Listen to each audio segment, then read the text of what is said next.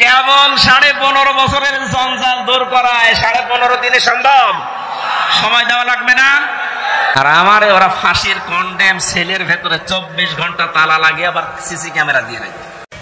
ঢাকা বিশ্ববিদ্যালয়ের শিবিরের সভাপতি এই কয়েকদিন আগ পর্যন্ত কেউ জানতোই না সে ফেরাউনের কোলে মোসা যেমন লালন পালন হয়েছে, আমার মনে হয় ওইভাবে উনি কাজ করেছে।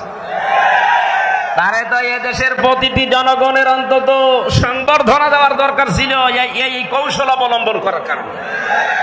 আর না, অনেক মুনাফিক, অনেক জালেম এখন উল্টা পাল্টা ফতোয়া দিচ্ছে। কেন? এতদিন তার পরিচয় গোপন ছিল, এতদিন মাথায় তুলে নাচিয়েছে, এখন পরিচয়টা দেওয়ার পরে আপনার কি সমস্যা? কি আমি চাই এদেশে ছাত্র দল যেমন প্রতিষ্ঠিত হোক, আমি চাই এদেশে চরমনার আন্দোলনের যারা ছাত্র আছে, ইসলামী শাসনতন্ত্র আন্দোলনের ছাত্র যারা, তারা প্রতিষ্ঠিত হোক। আমি ওইভাবে আমার মন উদার, এজন্য চাই ইসলামী ছাত্র শিবির এদেশে ওইভাবে প্রতিষ্ঠিত হোক। আমার তো ছেলে নেই, আমার মেয়ে আছে। আমি চাই আমার মেয়েদেরকে মানুষের মতো মানুষ করার জন্য একটা সংগঠনের দেশে আমার মন মতো আছে, আমি ধাসে ধাসে পরীক্ষিত, সেটা ইসলামী ছাত্রী সংস্থা। আমি আপনাকে গ্যারান্টি দিচ্ছি, যদি শেষ বয়সে বৃদ্ধাশ্রমে যেতে না চান, যদি নিজের ছেলে নিজের মেয়েকে নেশাগ্রস্ত অবস্থায় দেখতে না চান, ইসলামী ছাত্রী সংস্থা, ইসলামী ছাত্র শিবিরে নির্দ্বিধায় দিয়ে দেন, আমি গ্যারান্টি দিচ্ছি এই দুইটা কাজ জীবনে পাবেন না। একমাত্র ছাত্র সংস্থা বাংলাদেশে একটাই, অন্যগুলো আছে ইসলামী যারা আছে, কিন্তু এটা আমি পরীক্ষিত, এদের ভেতরে কোনো নেশাখোর নেই। আপনি আল্লাহর ওলি দেখার জন্য সেই বরিশাল চলে যান, আল্লাহর ওলি দেখার জন্য চলে যাচ্ছেন সেই চট্টগ্রামে, সিলেটে। কিসের আল্লাহর ওলি? আল্লাহর ওলি আপনার বাড়ির পাশে ওই ছেলেটা যে যুবক মানুষ 5 ওয়াক্ত নামাজ পড়ে আর তাহাজ্জুদ আদায় করছে। এটার ট্রেনিং দেওয়ার জন্য ইসলামী ছাত্র শিবির, ইসলামী ছাত্রী সংস্থা, এটা আল্লাহর নিয়ামত। আমি আবার বলছি, ছেলে আল্লাহ আমাকে দেয়নি, 2টাই মেয়ে, এই 2টাকে এরকম জায়গায় ভর্তি করে দেব। আমার জীবনের কোনো চিন্তা থাকবে না যে তাদের নিয়ে, কারণ ওইভাবেই তারা ধাসে ধাসে গড়ে তুলবে। 5 ওয়াক্ত নামাজ পড়লে রিপোর্ট লেখা লাগে যে আমি 5 ওয়াক্ত নামাজ পড়েছি।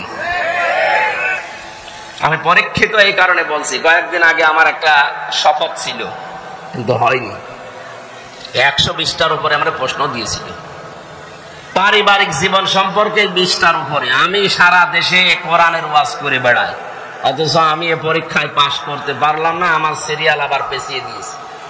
তাহলে যারা পাশ করেছে ওরা যদি সত্যি পাশ করে থাকে, তারা কোন ধাঁচের মানুষ আপনি টের পাচ্ছেন না? নবীজি যা করেছিলেন আমার মনে হচ্ছে 1500 বছর পরে তাই করছে এই মানুষগুলো। এমনি এমনি আল্লাহ একেবারে সহজে বিজয় দিয়ে দিল। এর ভেতরে কত ঘাম, কত রক্ত, কত কৌশল, কত বুদ্ধি আপনি টের পাচ্ছেন?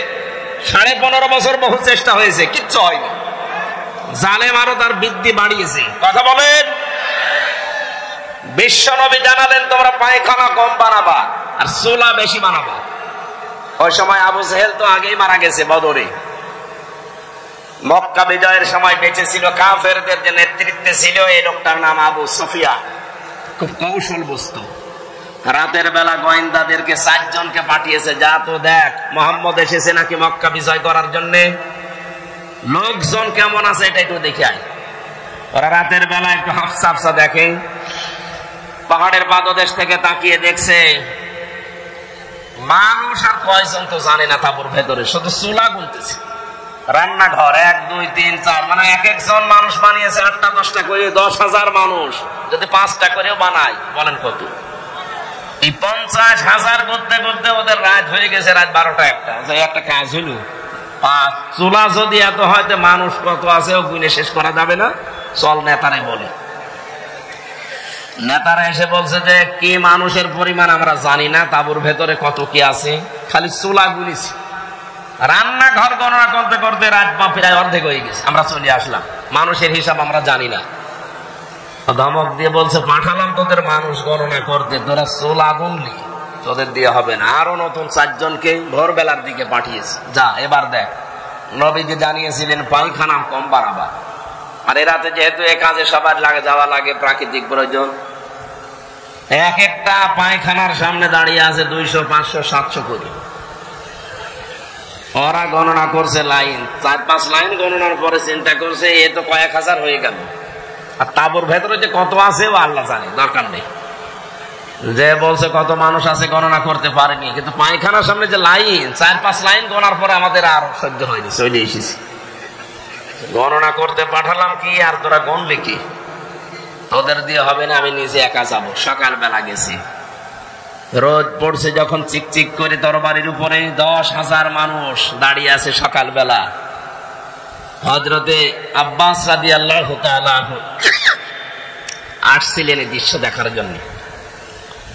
পাহাড়ের পাদদেশে দাঁড়িয়ে আবু সুফিয়ান তাকিয়ে দৃশ্য দেখে হযরতে আব্বাসকে দেখতে পেলেন। বললেন, আব্বাস, মনে হচ্ছে তোমার ভাইয়ের ছেলে ভাতিজা আজ বিশাল বাদশা হয়ে গেছে।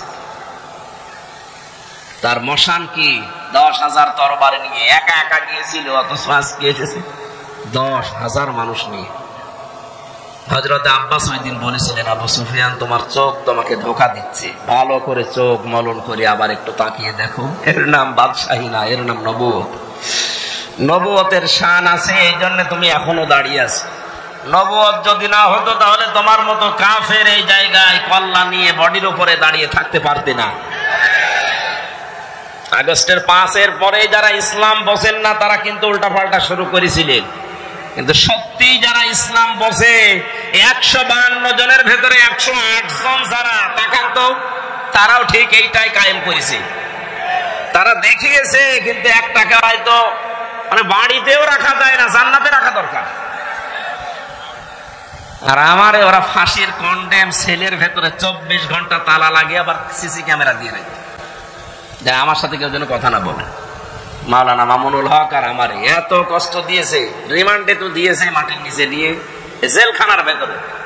আর অধিকাংশ পড়তো আমাদের মালায়ন হিন্দু, দেবদাস, সুব্রত বালা, দেবদুলাল, আশিক কুমার, এর নামগুলো মুখস্থ হয়ে গেছে।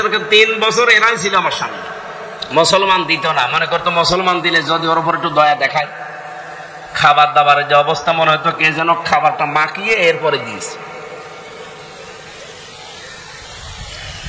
অথচ উনি নিজেও আমার সাথে 4 দিন ছিলেন, ডাক্তার শফিকুর রহমান। এই লোকটা ঘোষণায় দিয়ে দিলেন যে আমরা আমার নিজের পক্ষ থেকে যা অত্যাচারিত হয়েছি, আমার দলের পক্ষ থেকে সব আল্লাহর জন্য মাফ করে দিলাম।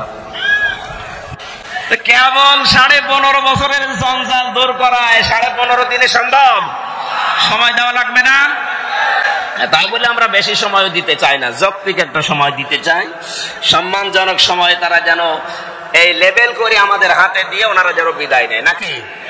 ইনশাআল্লাহ তাই হচ্ছে এবং হবে বলে আমরা আশা করছি। যে মানুষগুলোর এখন এই 1 মাস 12-13 দিন 17 দিন পরে যাদের চুলকানি উঠছে, এই কিছু রাম আর বামরা, তারা ডাক দিয়ে বলছে, না এগুলোর পেছনে সব শিবিরের কাজ। হ্যাঁ, শিবিরেরই কাজ এটা, কারণ যুদ্ধ ক্ষেত্রে কৌশল অবলম্বন করে এটা নবীর সুন্নাত। এই কথা বলে না কেন?